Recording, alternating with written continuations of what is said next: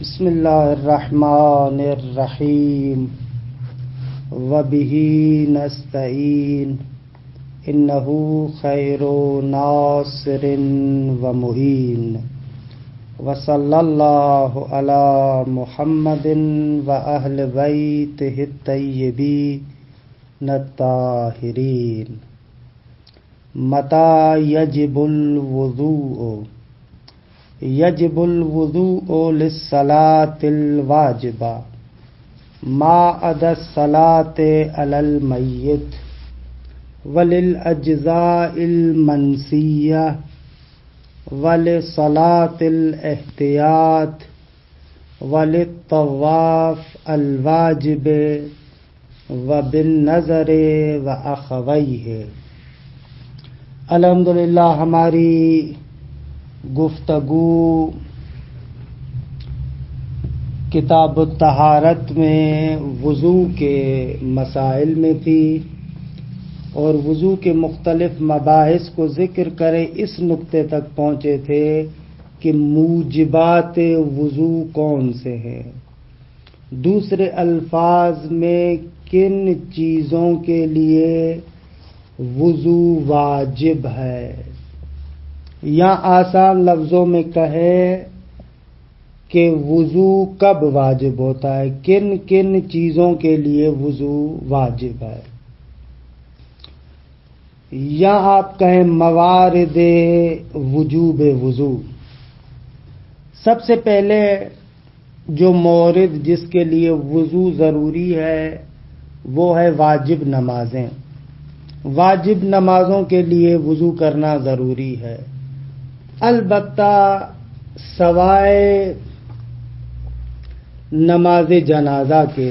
جو نماز جنازہ ہے، نماز جنازہ کے لیے وضو واجب نہیں ہے، کہ انشاءاللہ اس کے بارے میں صلاۃ المیت اور نماز جنازہ کے لیے انشاءاللہ گفتگو آگے چل کر ہم کریں گے۔ یہ ہو گیا پہلا مسئلہ، پہلا نقطہ کہ جن چیزوں کے لیے وضو واجب ہے۔ دوسرا مسئلہ یہ ہے کہ جو اجزاء منسیہ ہیں،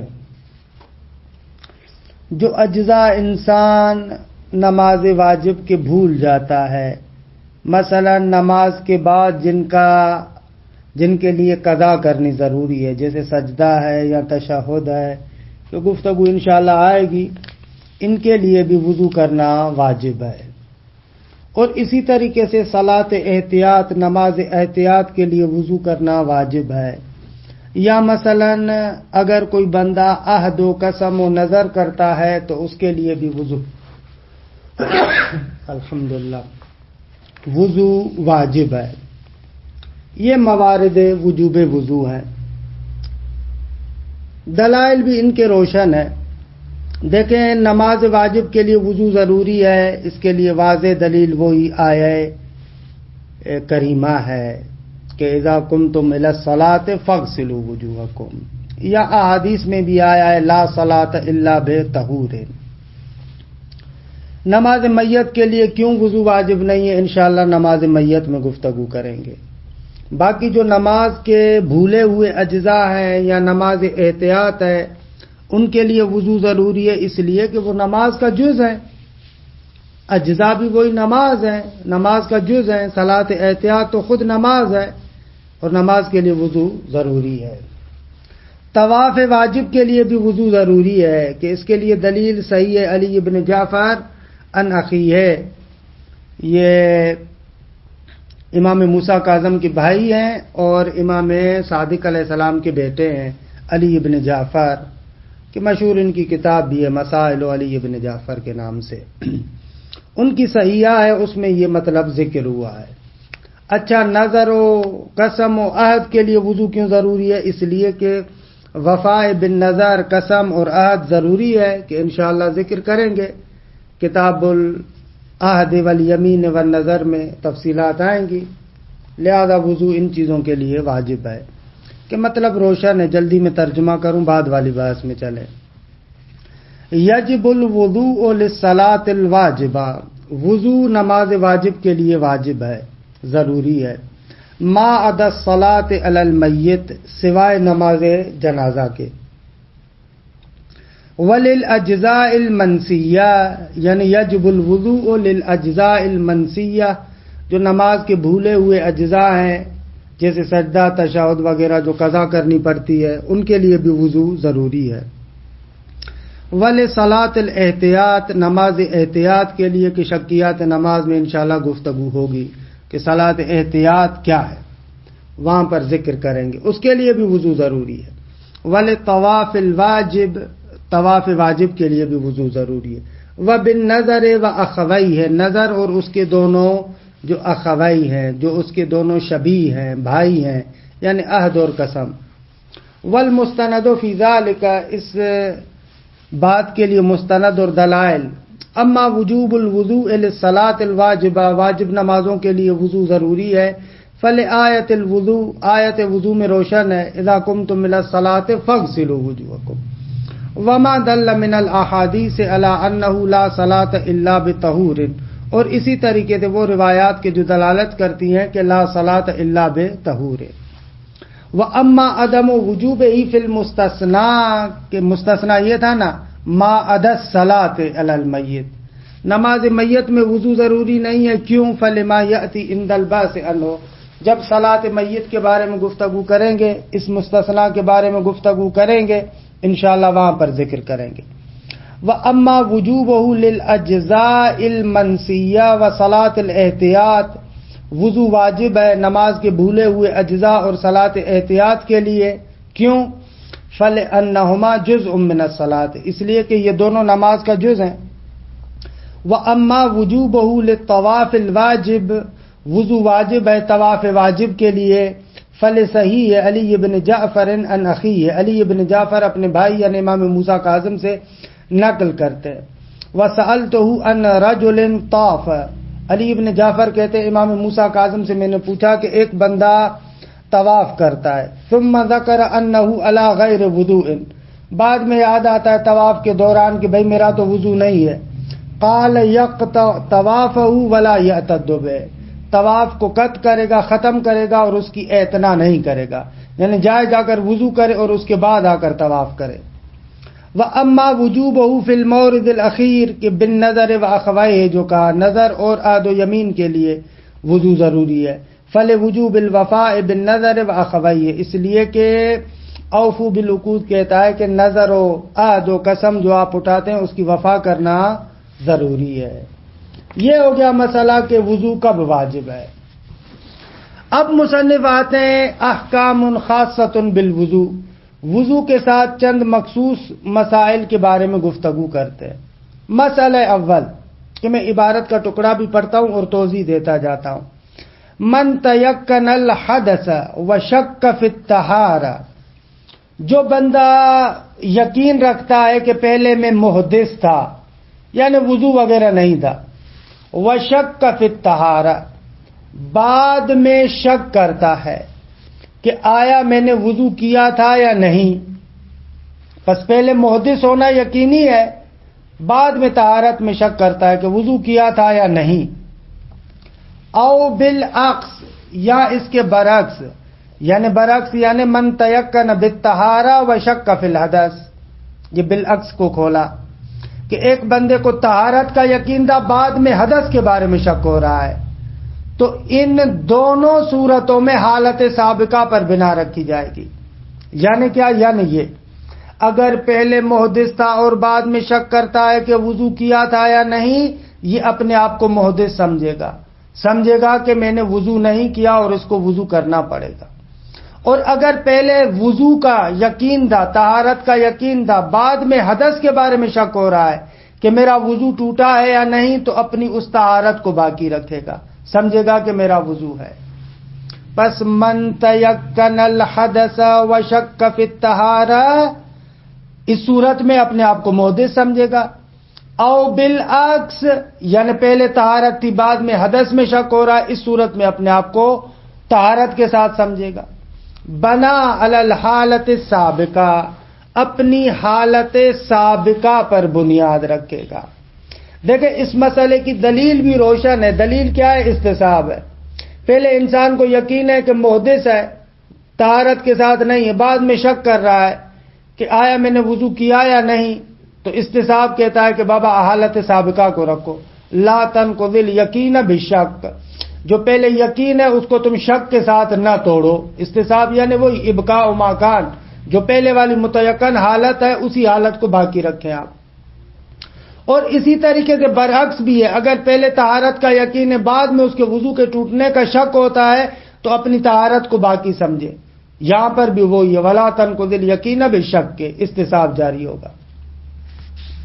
ومن شک فی الطہارۃ بعد الصلاۃ بنا علی صحتها وتوضأ لما یأتی۔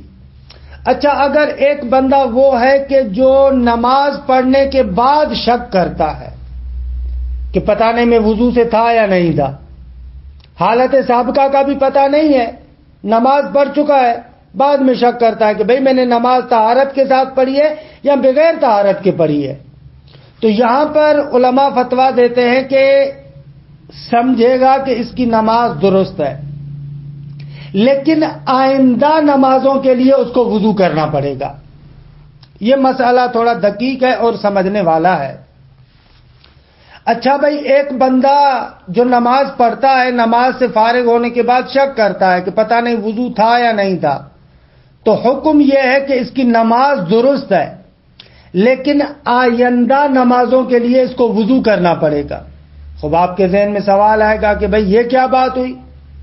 اگر گزشتہ نماز اس کی درست ہے، یعنی اس کا مقصد یہ ہے کہ یہ وضو سے ہے، پھر آئندہ نمازوں کے لیے وضو کیوں کرے؟ اور اگر آئندہ نمازوں کے لیے وضو کرنا ہے، یعنی اس کا وضو نہیں تھا، بس گزشتہ نماز بھی باطل ہونی چاہیے۔ یہ کیا بات ہوئی کہ گزشتہ نماز تو صحیح ہے لیکن آئندہ نمازوں کے لیے وضو کرنا پڑے گا؟ یہ آپ کے ذہن میں سوال اٹھ سکتا ہے۔ تو اس کا عزیز من جواب ہے۔ جواب یہ ہے کہ دیکھیں، ہمارے پاس اصول میں بحث کرتے ہیں کہ جو دلائل ہوتے ہیں نا احکام شرعیہ کے لیے، وہ دلائل دو طرح کے ہوتے ہیں۔ بعض دلائل امارات کہلاتے ہیں، یقینی اور اجتہادی دلائل ہوتے ہیں، امارات ظنی، اور دوسرے دلائل قطعی بھی ہوتے ہیں۔ بعض دلائل اجتہادی ہوتے ہیں جن سے آپ کو حکم شرعی کا پتہ چل جاتا ہے۔ بعض دلائل اصول عملیہ ہے کہ جو ہم نے اصول میں وضاحت کی ہے۔ اصول عملیہ کا مقصد یہ ہے کہ حکم واقعی آپ کے لیے روشن نہیں ہوتا، لیکن اصل عملی کے ذریعے سے آپ کے وظیفہ عملی کو معین کیا جاتا ہے، جیسے استصحاب ہے، براءت ہے، احتیاط ہے، تخییر ہے، اور بھی بہت سارے اصول ہیں۔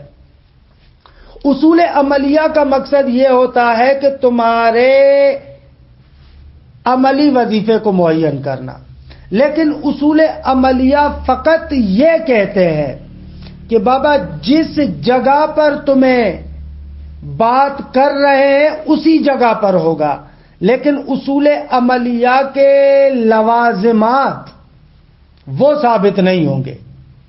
یعنی کیا؟ یعنی یہ اصول عملیہ میں، اصول میں آپ نے بحث پڑھی ہے، کہتے ہیں کہ اصول عملیہ کے لوازم عقلیہ حجت نہیں ہے، یا دوسرے لفظوں میں علم اصول میں کہتے ہیں کہ اصل مثبت حجت نہیں ہے۔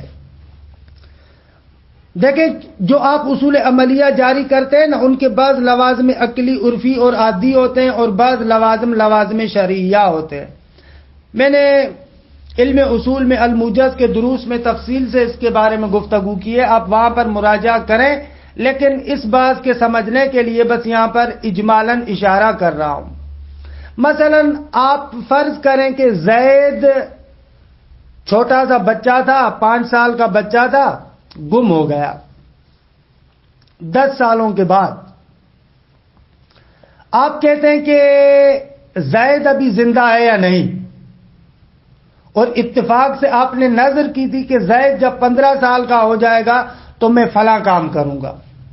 اب زید تو گم ہو گیا، 5 سال کا تھا، گم ہو گیا، اب 10 سال ہو گئے، اب 15 سال ہوئے، تو ابھی میں نے اس 15 سال کے بعد اس نظر پر عمل کرنا میرے لیے ضروری ہے یا ضروری نہیں ہے؟ تو یہاں پر کہتے ہیں کہ استصحاب آپ جاری کریں گے۔ 5 سال پہلے زندہ تھا، 10 سالوں کے بعد آپ کو شک ہو رہا ہے وہ زندہ تھا یا نہیں، تو استصحاب کہتا ہے کہ وہ زندہ ہوگا۔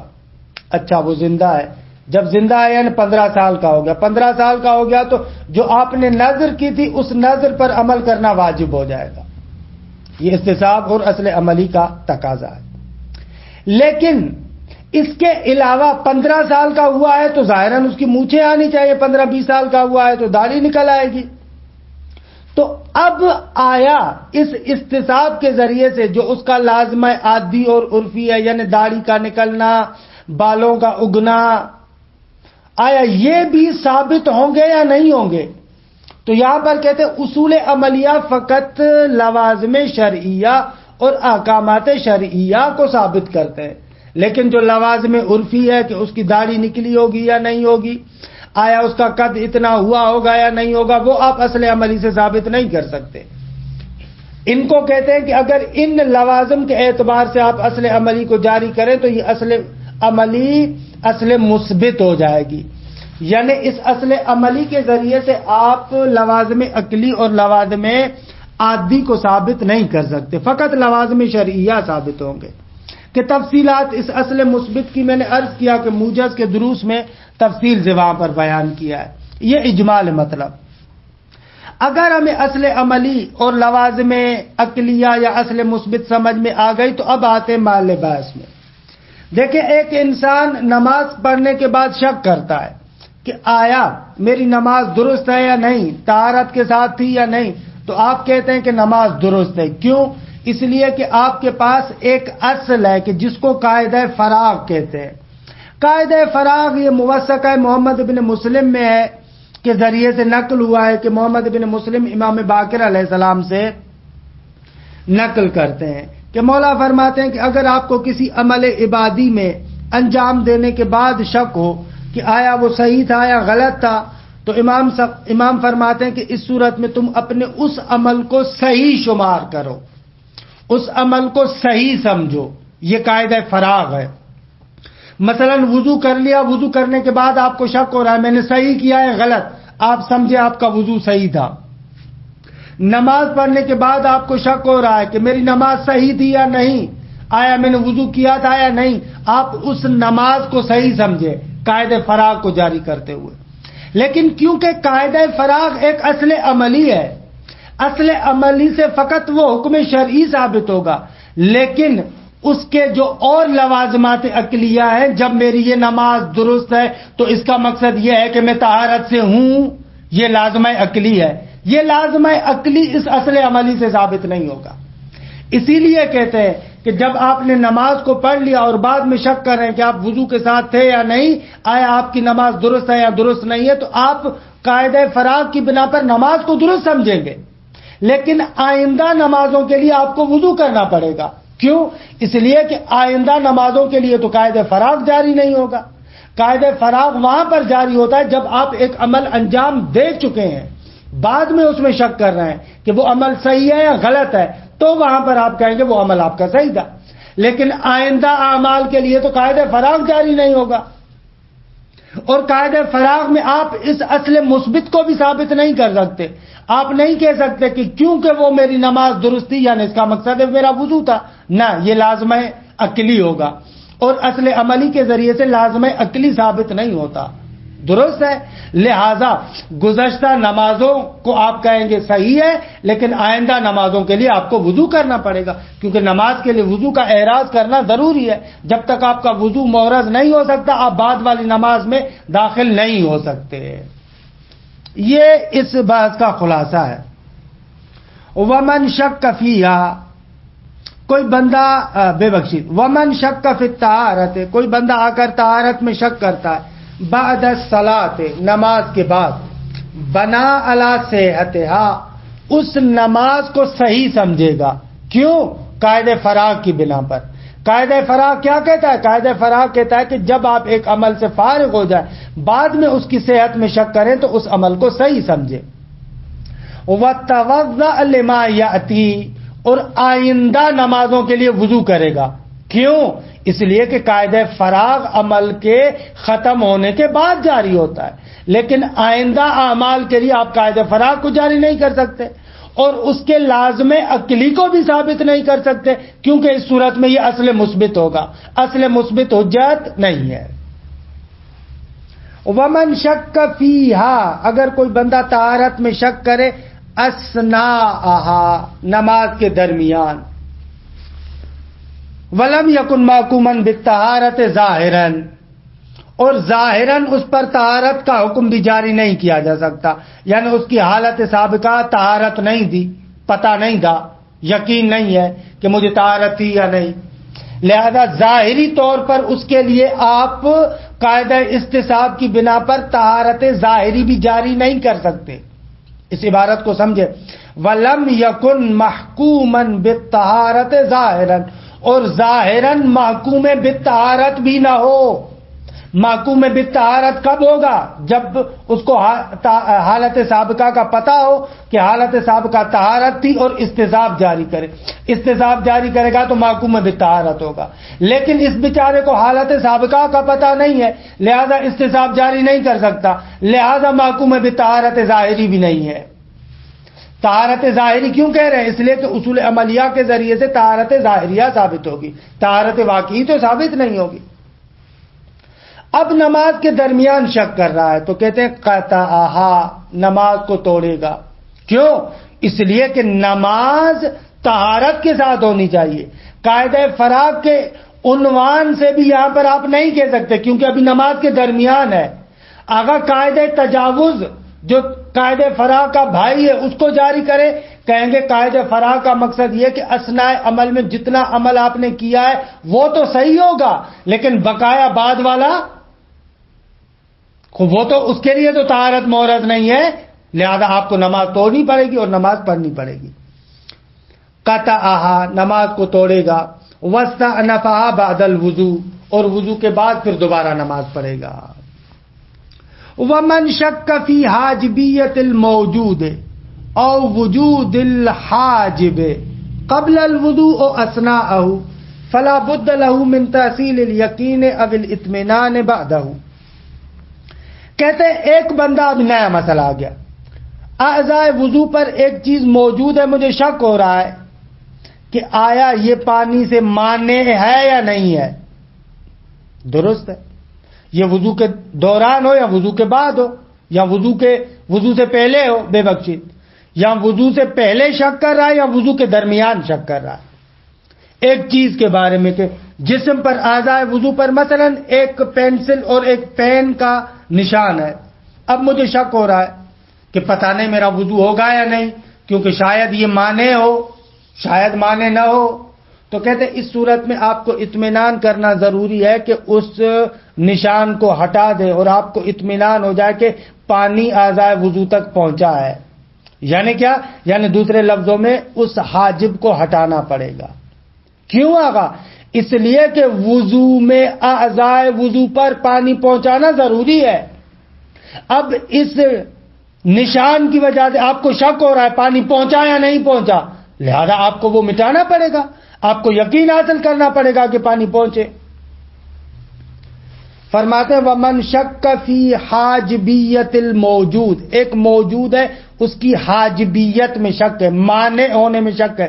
مثلا پین کا ایک نشان آپ کے ہاتھ پر ہے، اب اس کے حاجب ہونے میں شک ہے، مانع بنے گا یا نہیں بنے گا۔ او فی وجود الحاجب، یا اصلا حاجب کے وجود میں شک ہو، کوئی ایسی چیز تو نہیں ہے کہ جس کی وجہ سے پانی اعضائے وضو تک نہ پہنچے۔ دیکھیں ان دونوں صورتوں میں فرق ہے۔ پہلی صورت ہے حاجبیت موجود میں شک، یعنی ایک نشان ظاہراً موجود ہے، اب مجھے شک ہو رہا ہے کہ یہ مانع بنے گا یا نہیں۔ یہ ایک مرتبہ ایسے ہے، یہ ہو جائے گا حاجبیت موجود میں شک۔ دوسری مرتبہ مجھے شک ہو رہا ہے، دکھ نہیں رہا لیکن پتہ نہیں اعضائے وضو پر کوئی ایسا پین کی لکیر وغیرہ تو نہیں ہے، لیکن دکھ نہیں رہی، معلوم نہیں، ممکن ہے ہو، یعنی وجود حاجب میں شک ہو رہا ہے، کوئی چیز مانے تو نہیں ہے، یہ دوسری صورت ہو جائے گی۔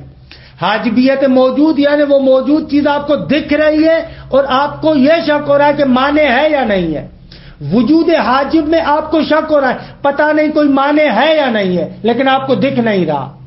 ان دونوں صورتوں میں ومن شک فی حاجبیت الموجود او فی وجود الحاجب البتہ قبل الوضوء او اثناء الوضوء، وضو سے پہلے یا وضو کے درمیان، کیونکہ اگر وضو کے بعد شک ہوگا تو وہاں پر قاعدہ فراغ جاری کریں گے، وہاں پر طہارت ہو جائے گی. اسی لیے قید لگا رہے ہیں کہ وضو سے پہلے یا وضو کے دوران. فلا بد له من تحصیل الیقین او الاطمینان بعدہ، فرماتے ہیں کہ انسان کے لیے بابا یقین حاصل کرنا یا اطمینان حاصل کرنا وضو کے بعد ضروری ہے. ضروری ہے کہ انسان یقین حاصل کرے کہ ایسا کوئی معنی نہیں ہے. ولو کان بعدہ، البتہ اگر وضو کے بعد حاجبیت موجود یا وجود حاجب میں شک کرے تو اس صورت میں بنا علی صحت ہی، صحت پر بنا رکھے گا. کیوں صحت پر بنا رکھے گا؟ اس لیے کہ قاعدہ فراغ کہتا ہے وَمَنْ كَانَ بَعْضُ أَعْضَاءِ وُضُوئِهِ مُتَنَجِّسًا وَتَوَضَّأَ ثُمَّ شَكَّ فِي تَطْهِيرِهَا بَنَا عَلَى الصِّحَةِ. کوئی بندہ ایسا ہے کہ جس کے بعض اعضاء وضو متنجس تھے، ٹھیک ہے، اور اس نے وضو کر لیا. اب وضو کرنے کے بعد شک کرتا ہے کہ پاک ہوئے یا نہیں ہوئے، وہ مقام پاک ہوا یا نہیں ہوا، تو کہتے ہیں بنا علی الصحہ. اس صورت میں بھی صحت پر بنا رکھے گا، سمجھے گا کہ پاک ہے. بنا علی الصحہ درست ہے. وبقاء النجاسہ فیجب غسلها لما یأتی من اعمال، یعنی ثم شک فی تطہیرها وبقاء النجاسہ. وضو کر لیا، بعض اعضاء وضو متنجس تھے، وضو کرنے کے بعد سمجھے گا وضو تو ہو گیا لیکن وہ عضو پاک ہوا یا پاک نہیں ہوا، تو کہہ رہے ہیں کہ آئندہ اعمال کے لیے اس عضو کو بھی دھونا ضروری ہے. دیکھیں یہاں پر بھی مسئلہ وہی قاعدہ فراغ والا ہے، کیونکہ قاعدہ فراغ کہتا ہے وضو کر چکے ہو لہذا تمہارا وضو تو درست ہے، لیکن آئندہ اعمال کے لیے آپ کے بدن کی طہارت ضروری ہے، کیونکہ قاعدہ فراغ اصل مثبت نہیں ہو سکتا، لہذا آئندہ اعمال کے لیے یقین کرنا ضروری ہے کہ تمہارا وہ عضو پاک ہے، لہذا آئندہ اعمال کے لیے آپ کو وہ پاک کرنا پڑے گا. یہ تقریباً مسائل ہیں کہ مستندات بھی میں نے ذکر کر دیے تھے لیکن عبارت فقط رہتی ہے. والمستند فی ذلک، دلائل کیا ہے؟ وَأَمَّا الْبِنَاءُ عَلَى الْحَالَةِ السَّابِقَةِ الْمُتَيَقَّنَةِ، پہلا مسئلہ کہ اگر انسان کے لیے حدث متیقن ہو اور طہارت میں شک کرے یا بالعکس، تو وہاں پر کہا تھا حالت سابقہ پر عمل کرے گا. کیوں؟ اس لیے کہ فلیل استصحاب، جیسا کہ میں نے عرض کیا یہاں پر استصحاب جاری ہوگا. وَأَمَّا الْبِنَاءُ عَلَى الصِّحَةِ لِمَنْ شَكَّ فِي الطَّهَارَةِ بَعْدَهَا، آغا جان وہ بندہ جو طہارت میں شک کرتا ہے اور نماز ختم ہونے کی بعد کی بات ہے تو کہتے ہیں کہ وہ اس نماز کو درست سمجھے گا. کیوں؟ فَلِقَاعِدَةِ الْفَرَاغ، قاعدہ فراغ کی وجہ سے. المستفادۃ من موثقۃ محمد بن مسلم عن ابی جعفر علیہ السلام، موثقہ محمد بن مسلم ہے جو امام باقر علیہ السلام سے. آپ فرماتے کلما شککت فیہ مما قد مضی فامضح کما ہوا، جب بھی آپ ایک عمل میں شک کریں بعد اس کے کہ وہ عمل گزر چکا ہے تو فامضح کما ہوا، تو تم آگے چلو، جس طریقے سے تھا اسی طریقے سے سمجھو، یعنی صحیح سمجھو. وَأَمَّا وُجُوبُ الْوُضُوءِ لِمَا يَأْتِي، آقا آپ نے کہا وہ نماز درست ہو جائے گی، آئندہ اعمال کے لیے آپ کو وضو کرنا پڑے گا. کیوں؟ فَلِلُّزُومِ احراز شرط العمل بعد فرض عدم جریان قاعدۃ الفراغ بلحاظ، اس لیے کہ جو آئندہ عمل ہے اس عمل کے لیے شرط کا احراز کرنا ضروری ہے. شرط کیا ہے؟ وضو، طہارت، وہ آپ کے لیے محرز نہیں ہے. اور واضح سی بات ہے کہ آئندہ عمل کے لیے آپ قاعدہ فراغ کو بھی جاری نہیں کر سکتے. کیوں نہیں جاری کر سکتے؟ اس لیے جاری نہیں کر سکتے کہ ابھی تک تو اس عمل کو انجام نہیں دیا. قاعدہ فراغ وہاں پر ہے جب آپ عمل کو انجام دے چکے ہوں. وَأَمَّا وُجُوبُ الْوُضُوءِ لِمَنْ شَكَّ فِي الْأَثْنَاءِ وَلَمْ يَكُنْ مَحْكُومًا بِذَلِكَ ظَاهِرًا فَلِلُّزُومِ احراز شرط بلحاظ ما یأتی. آغا وجوب وضو ہے، وضو واجب ہے لمن شک فی الاثناء، جو نماز کے درمیان شک کرتا ہے. خوب ولم یکن محکوما بذلک ظاہرا، اور حالت سابقہ کا بھی پتہ نہیں ہے، لہذا استصحاب جاری کر کے طہارت ظاہری کو بھی ہم جاری نہیں کر سکتے، خود محکوم میں بھی طہارت ظاہری بھی نہیں ہے، تو یہاں پر کیوں اس کو وضو کرنا پڑے گا؟ اس لیے کہ فَلِلُزُومِ احراز شرط بلحاظ ما یاتی، جو نماز آدھی ابھی پڑھنے والا ہے اس کے لیے طہارت کا احراز کرنا ضروری ہے، خوب طہارت یعنی وضو، خوب قاعدہ فراغ جاری نہیں ہوگا، لہذا یہاں پر وضو کریں گے۔ وَأَمَّا أَنَّ الشَّاكَ فِي حَاجِبِيَّةِ الْمَوْجُودِ أَوْ وُجُودِ الْحَاجِبِ، اگر ایک بندہ ایک موجود چیز کی حاجبیت میں شک کرے یا وجود حاجب میں شک کرے تو اس کے لیے یقین حاصل کرنا ضروری ہے، یلزمہ تحصیل الیقین والاطمینان، اس کے لیے یقین اور اطمینان حاصل کرنا ضروری ہے۔ کیوں؟ فَلِاشْتِغَالِ الذِّمَّةِ بِغَسْلِ الْوَجْهِ وَالْيَدَيْنِ، اس لیے کہ وضو میں اس کا ذمہ مشغول ہے کہ بھئی تمہیں ہاتھ اور چہرہ دھونا ہے۔ اگر حاجبیت موجود میں شک ہو رہا ہے یا وجود حاجب میں شک ہو رہا ہے تو یقین حاصل نہیں ہوگا کہ میرے وہ اعضاء دھلے یا نہیں دھلے، لہذا یقین حاصل کرنے کے لیے الاشتغال الیقینی یستدعی الفراغ الیقینی، قاعدہ اشتغال اور احتیاط کہتا ہے کہ آپ کو اطمینان اور یقین حاصل کرنا پڑے گا۔ ولا بد من تحصیل الیقین بفراغ الذمہ من ذالک، جب ذمے کے مشغول ہونے کا یقین ہے تو پھر ضروری ہے کہ یقین حاصل کرے کہ میرا ذمہ اس سے فارغ ہو گیا۔ ذمہ فارغ ہو گیا، اس کا یقین کب ہوگا؟ جب اس حاجبیت موجود کو ہٹائے گا یا وجود حاجب کے بارے میں بررسی کرے گا اور یقین اور اطمینان تک پہنچے۔ وَهُوَ لَا يَتَحَقَّقُ إِلَّا مَعَ الْجَزْمِ بِعَدَمِ الْحَاجِبِ، اور یہ یقین فراغ ذمہ حاصل نہیں ہوگا مگر اسی صورت میں کہ جب انسان کو یقین ہو جائے کہ بابا حاجب نہیں ہے۔ وَأَمَّا الْبِنَاءُ عَلَى الصِّحَّةِ إِذَا كَانَ الشَّكُّ بَعْدَ الْفِرَاغِ، اب وضو سے فارغ ہو گیا بعد میں اگر شک کرتا ہے تو وہاں پر آپ کہہ رہے ہیں کہ وضو کو صحیح سمجھے گا، کیوں؟ فَلِقَاعِدَةِ الْفَرَاغِ، قاعدہ فراغ کی وجہ سے۔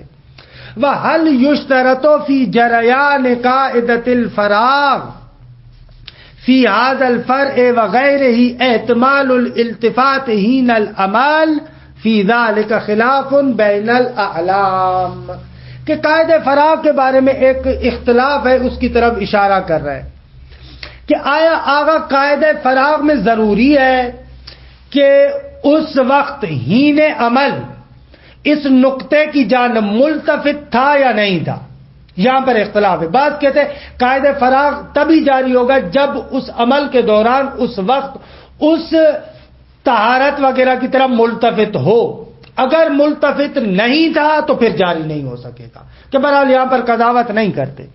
کہتے ہیں وَهَلْ يُشْتَرَطُ فِي جَرَيَانِ قَاعِدَةِ الْفَرَاغِ، کیا شرط ہے قاعدہ فراغ کے جاری کرنے میں اس فر اور اس فر کے علاوہ دوسری فروعات میں؟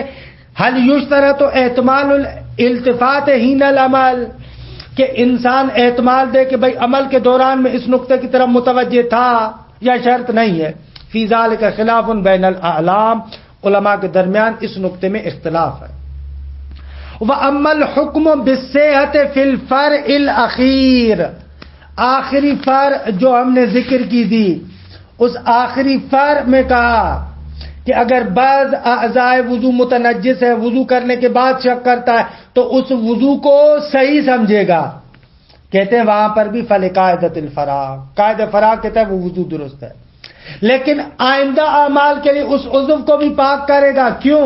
وَالْوَجْهُ فِي الْحُكْمِ بِبَقَاءِ النَّجَاسَةِ عَلَى فَرْضِ عَدَمِ كِفَایَةِ غسل الوضوء لتحقق التطہیر هو الاستصحاب، فرماتے ہیں کہ بابا بقاء نجاست کا حکم آپ جو کر رہے ہیں، آپ کر رہے ہیں کہ وہ غسل وضوئی اس تطہیر کے لیے کافی نہیں ہے بلکہ دوبارہ آپ کو دھونا پڑے گا، کیوں؟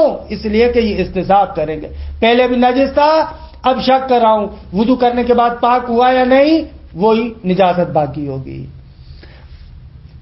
خوب آغا جان، جب آپ کا وضو درست ہے اس کا مقصد ہے کہ وہ پاک ہو گیا نا؟ کہہ رہے ہیں کہ نہ، بعد عدم حجیت القاعدۃ فی اثبات لوازمها، یہ قانون اپنی جگہ پر مسلم ہے کہ استصحاب حجت نہیں ہوتا اپنے لوازم کو ثابت کرنے کے لیے، اس کے جو لوازم عقلی اور عرفی ہے وہ ثابت نہیں ہوں گے۔